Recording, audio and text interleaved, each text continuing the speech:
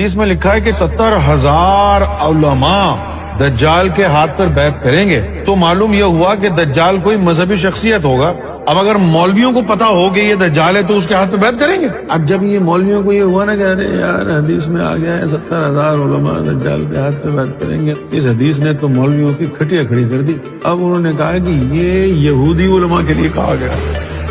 اب ان کو پھر یہ ہوا کہ ارے یار بات تو ادھوری رہ گئی۔ وہ کیا کہ اگر شخصیت مسلمان ہے تو یہودی علماء اس کے ہاتھ پہ بیعت کیوں کریں گے؟ تو پھر کیا کیا انہوں نے کہا کہ بھئی یہ جو دجال ہے یہ یہودی ہوگا۔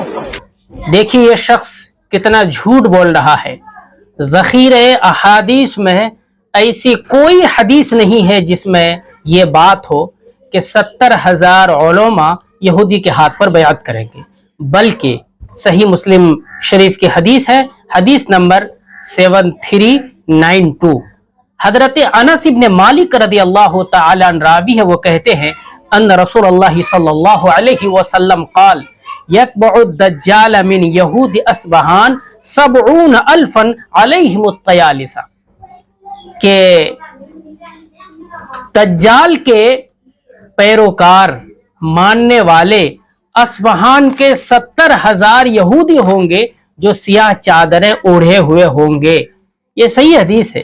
اس حدیث پاک میں آپ صلی اللہ علیہ وسلم نے واضح انداز میں بتا دیا کہ دجال کے ساتھ ہی ان کے پیروکار، ان کے ساتھ گھومنے والے یہودی لوگ ہوں گے۔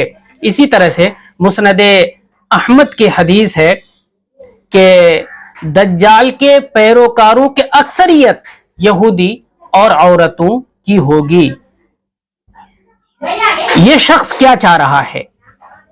یہ شخص یہ چاہ رہا ہے کہ علماء کرام کے بیچ میں اور عام لوگوں کے بیچ میں دیوار کھڑی ہو جائے۔